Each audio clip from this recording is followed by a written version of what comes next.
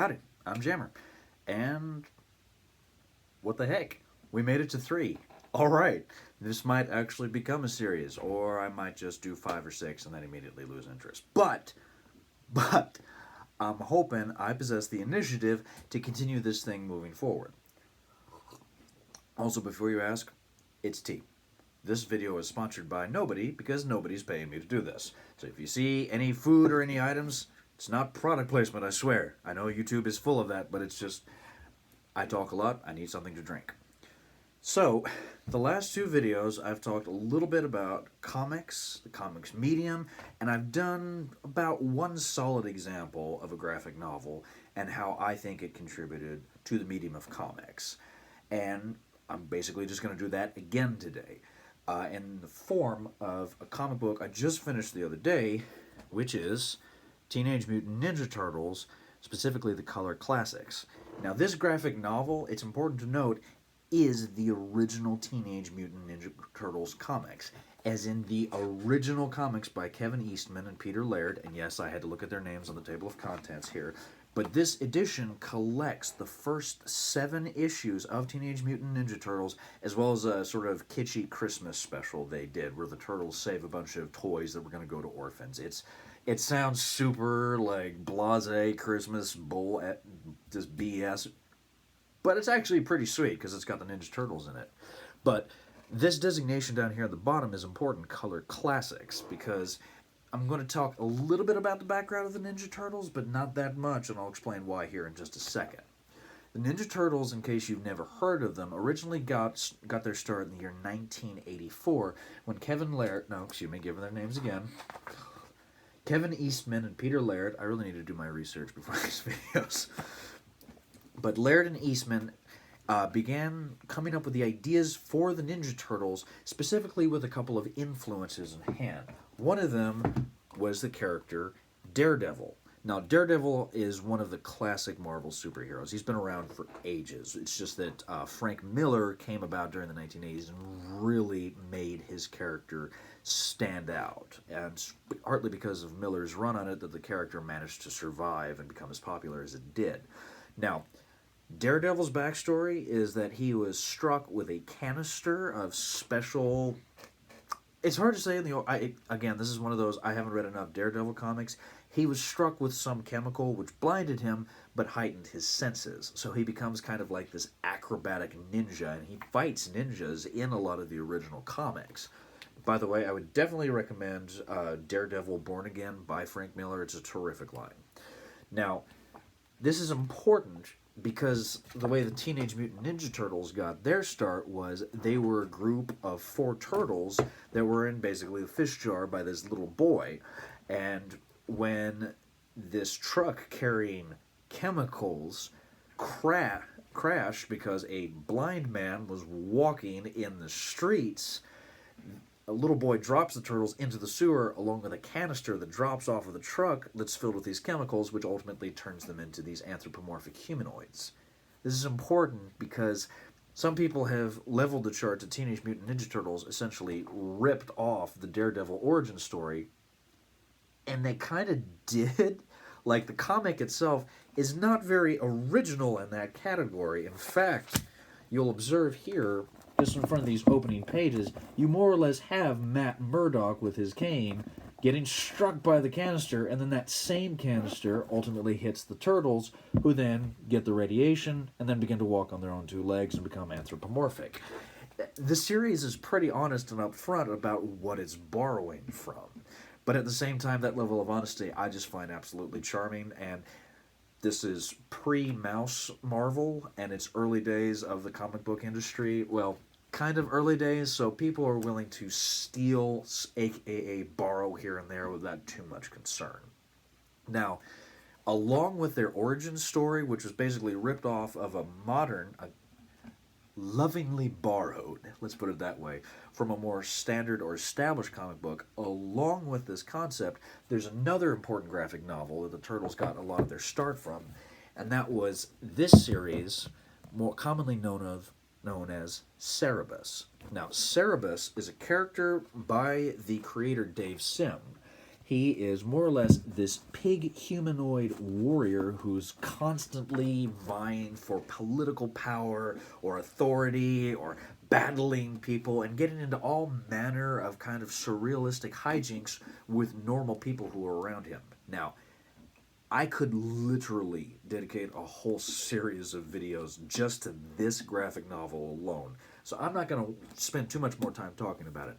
Needless to say, the Cerebus series, along with Dave Sim, are really important in terms of the comics retail industry, as well as just the history of comics, period. Cerebus has had a massive influence in terms of creative development, and then more importantly, the development of independent comics and their relation to retailers. But that is actually for another video, which I may not give, but hopefully a friend of mine might make something similar to it, so keep your eyes peeled there. But anyway, Cerebus played a key influence because Cerebus became really popular and really helped popularize the idea of kind of anthropomorphizing figures. Now, I just realized I'm using a fancy pants word like that. Anthropomorphization is more or less, most people would probably be familiar with it because Disney has more or less been making money off that for years. If you ever watched the animated live-action movie Bedknobs and Broomsticks, the Isle of Mabubu, my gosh, I can't remember. I spent all my entire childhood singing those stupid songs. Anyway, the Isle of Mabubu island full of animals who wore clothes and walked and talked, that's anthropomorphization. It's when animals assume the physical characteristics of people. So, we have Daredevil and we have Cerebus, and then there was a couple of other there were a couple of other comic books that they're not worth mentioning for the purpose of this video. The point is, you have this series that came out in the year 1984, which is directly borrowing from the superhero genre, and it's specifically borrowing from ideas and concepts that had been developed in the independent comic scene. And that's really important because, as I pointed out here in the beginning, Color Classics, these are the original 7 issues, but these have been reprinted with color, which I'll talk about here in just a second. All right, now,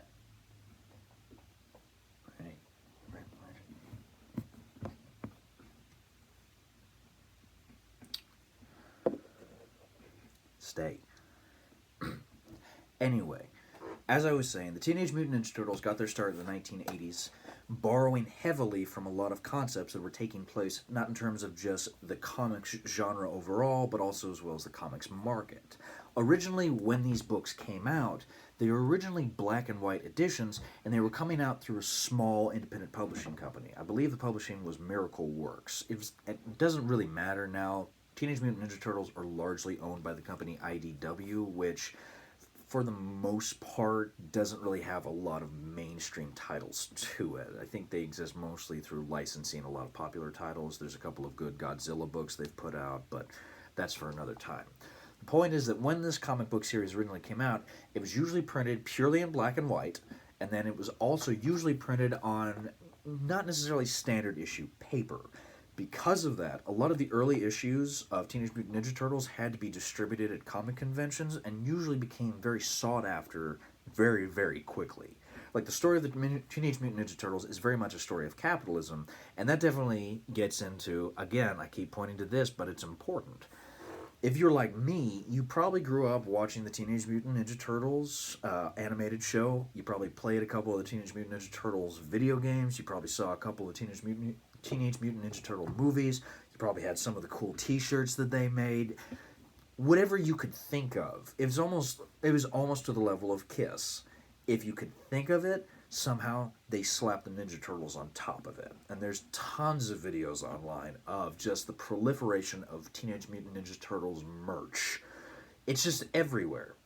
So Teenage Mutant Ninja Turtles, TMNT, as it became known, and what I'm going to probably use here now because, again, my speech impediment makes things a little difficult to say sometimes. But nevertheless, Teenage Mutant Ninja Turtles became a massive success financially. And so when we look at the Ninja Turtles in terms of their role culturally, there's a lot of material to talk about. Here's the thing. I can't talk about that. Simply because it doesn't really interest me, and also because there are people who have spent their entire lives just tracking the capitalistic enterprises that have followed this intellectual property. And while that is absolutely important to look at, it's absolutely important to study and talk about, I'm not really particularly interested in it. My concern, as always with these videos, is what is the medium doing? And so, while the content is absolutely important and going to definitely be part of what we're talking about here, I want you to really get moving forward that when I do these videos, even if I pick a really popular topic like this, we're going to be talking about whether or not this graphic novel does anything with the medium of comics. Because again, as Scott McCloud pointed out so beautifully in Understanding Comics in the first chapter, which may, for the record, be the topic of the next video, it would be a mistake to mistake the medium, or as he says, points out right here, it's a mistake to point out the medium for the messenger. The messenger is the Teenage Mutant Ninja Turtles. The medium is still comics. And this is going to be something I'm going to talk about in another video as well when we talk about a multimedia experience. But for the time being, let's talk about the comics behind the Ninja Turtles. Alright, so we've talked...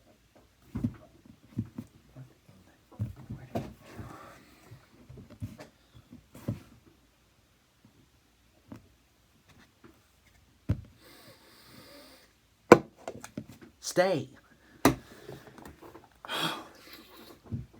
Anyway, we've discussed a little bit of the general background of Teenage Mutant Ninja Turtles. We've discussed how they became more or less just a phenomenon and an excellent example of how capitalism can work. But now let's talk a little bit about this individual book, this collection of the original classics, and then how ultimately it works in terms of the comics medium. Now, as always, we have to remember that comics function specifically through a careful combination of panels and gutters. That's the most basic structure of the comics medium. But we also have to understand a little bit about how genre is going to influence the medium. And you can't talk about the Teenage Mutant Ninja Turtles without talking about action. Those were what was so fun about these characters. It's like, yeah, they were walking, talking turtles and stuff like that, and they ate pizza, and that was relatable, but what was far more interesting was they carried swords and nunchucks and sais and bow staffs, and they just fought all manner of cool monsters. And that's still very much the content meat of this book. It begins very much with Splinter the Rat teaching the Teenage Mutant Ninja Turtles who they are, where they came from, but more importantly, where he came from. Splinter's background was that he was a rat who was belonged to a kung fu master in Japan who eventually became murdered by a compatriot who basically lusted after the same woman as him.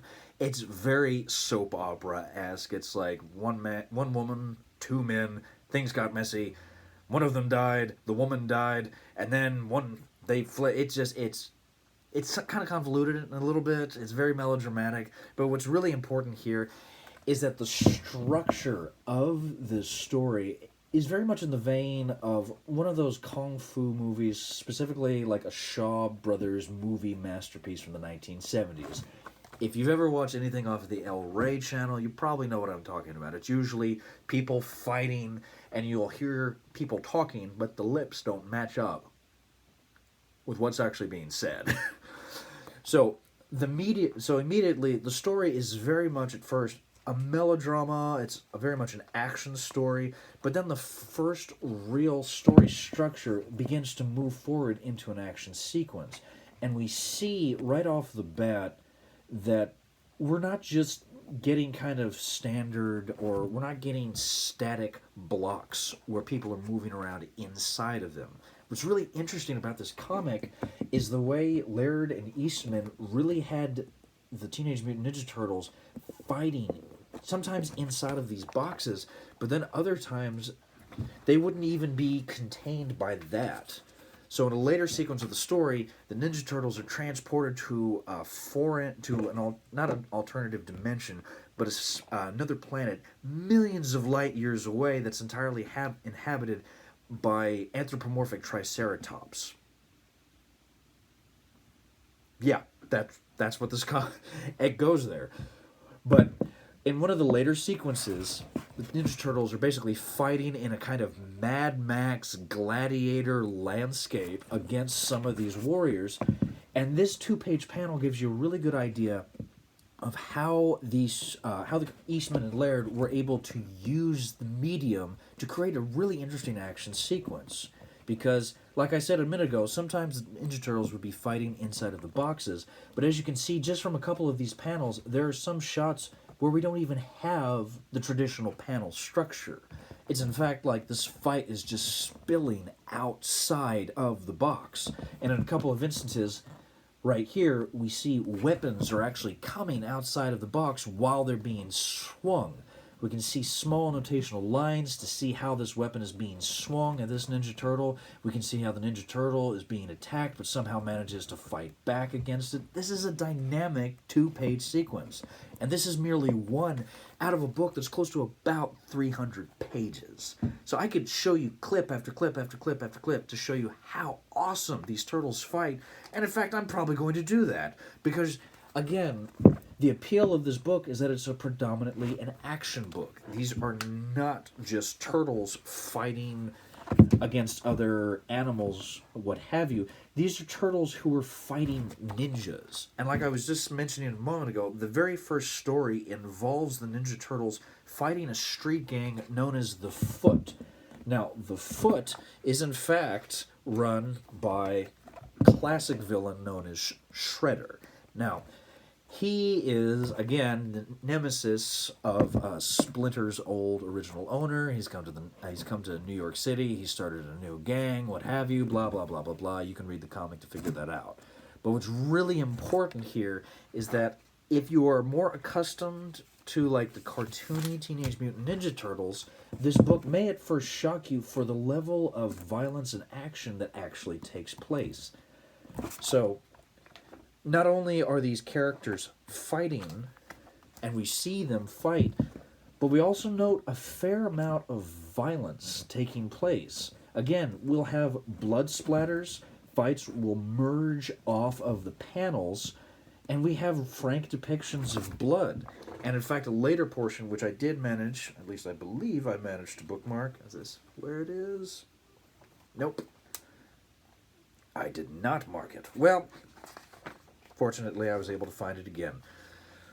One of the interesting things, again, about this book is when we get later on to the character of Casey Jones. Now, again, if you were a fan of the show, you probably remember him as kind of like this cool teenager who would, like, beat people with hockey sticks. In the comic book, instead, we kind of get Casey Jones as Travis Bickle going out to, air quote, clean the streets of criminal scum. We only get one issue of this, because again, this is only the first 7 issues. But nevertheless, you can see, again, one, we have the actual content of the story itself, which is Raphael chasing down Casey to actually, fight him and stop him from killing people. But then at the same time, we get gorgeous action sequence after another. This panel right here is really interesting if you want to talk about the medium, because instead of getting, like this shot down here, the fight contained within a box, again, Eastman and Laird are able to convey action and create the sensation of a panel by simply placing this purple square, or this purple rectangle, in the background. And again, the figures create the closure or that movement from one panel to the next. So hopefully I'm conveying the right things to you. What's important about this book is that it's really good at using the medium to convey action and physical movement. And while the content of the book is most definitely fun, Ninja Turtles getting into fun fights, there's still also a fair amount of adult content that is expertly executed, again, through this particular medium. And I want to bring out one more aspect of the book as well, which is that because the Ninja Turtles are constantly fighting and kicking and jumping, we have this right here.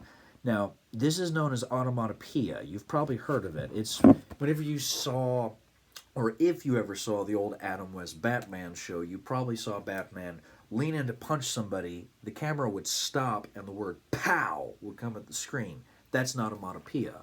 Again, One of the effective means in comics is using onomatopoeia instead of just having to come up with original sounds or new ways of demonstrating that something is making a sound. Again, because the Ninja Turtles is an action comic book, you're getting a lot of onomatopoeia. But what's great about this comic book is Eastman and Laird never just use an empty pow, a zap. They use color and the shape and textures of these words to further enhance the experience of these sounds. So hopefully you're seeing right off the bat what's really great about this graphic novel, about this collection, is it gives you an idea of the Ninja Turtles not just as a group of quirky turtles, but in fact interesting dynamic characters. I said stay. Interesting dynamic characters that are expertly executed because the medium is working. All right. I'll take it. All right. So I've talked a little bit, successfully or not, about how the medium the medium of comics is really working in this graphic novel. It's predominantly an action book, therefore, most of the time the arrangement of the panels is going to be dynamic. It's going to be energetic.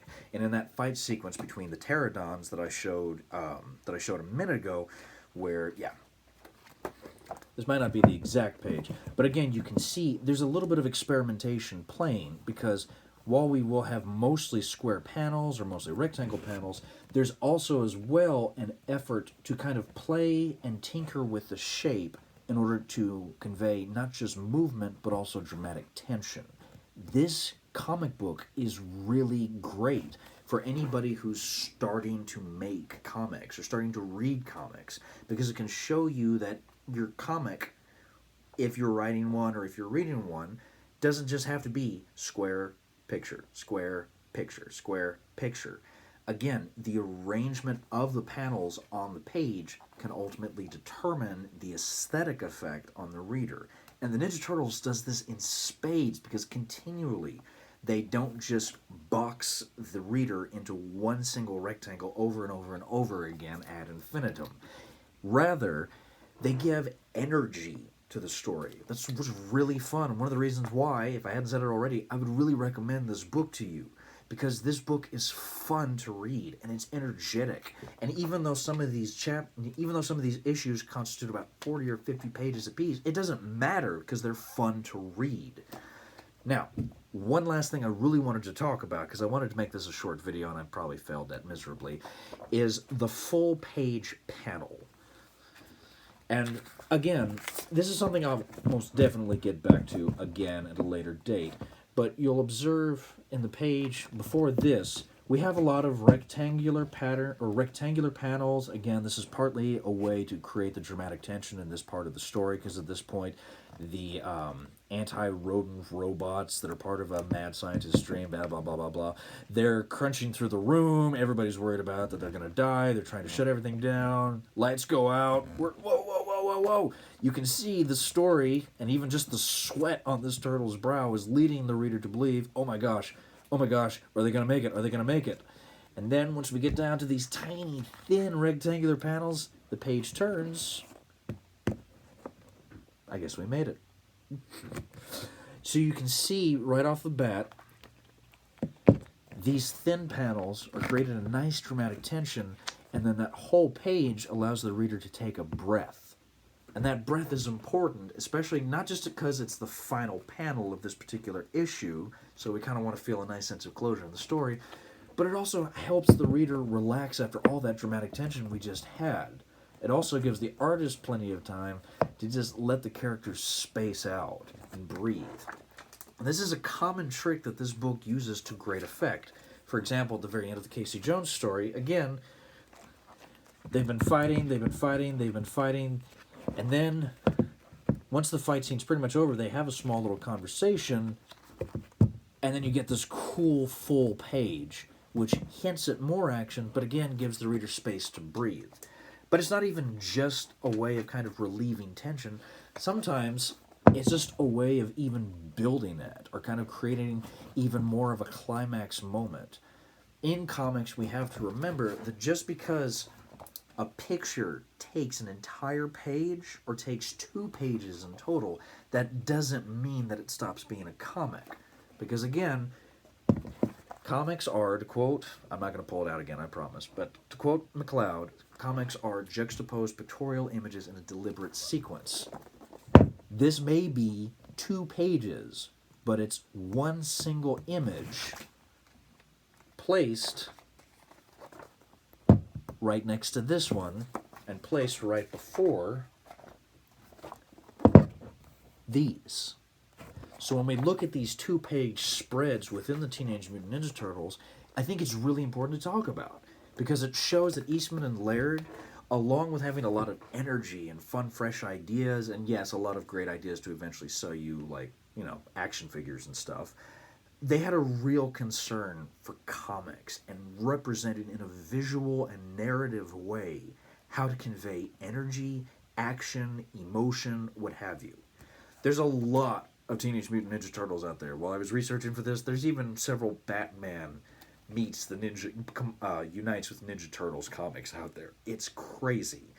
There's even Ninja Turtles link up with Ghostbusters at one point. There's a lot of different and sometimes arguably bad turtle stuff out there. And I may, in the description section below, post a link to one of the Honest Trailers reviews of, if not the Teenage Mutant Ninja Turtles movie, then, well, you'll see. Anyway, what's important here is that the Teenage Mutant Ninja Turtles aren't just a gimmick, especially, at least not in this first book. The original first book, enhanced here, I would argue, by these colors, because the colorist who did this book is fantastic. And now immediately I forget what I was going to say. The first book of Teenage Mutant Ninja Turtles does something with the medium, because it's not just using these figures to tell a fun, interesting story. The art and the medium are contributing to the story in a positive way. And so if you're a fan of comics, you have to get this book. You have to read this book. And so I would definitely recommend, go to your local comic book shop. I guarantee you they're going to have at least 1 or 2 Teenage Mutant Ninja Turtle comic books. But if you're lucky, they probably have this collection. And if they don't, ask them if they can order it for you. Most retailers are happy to do something like that for you. And again, as always, don't forget to check out your local public library as well.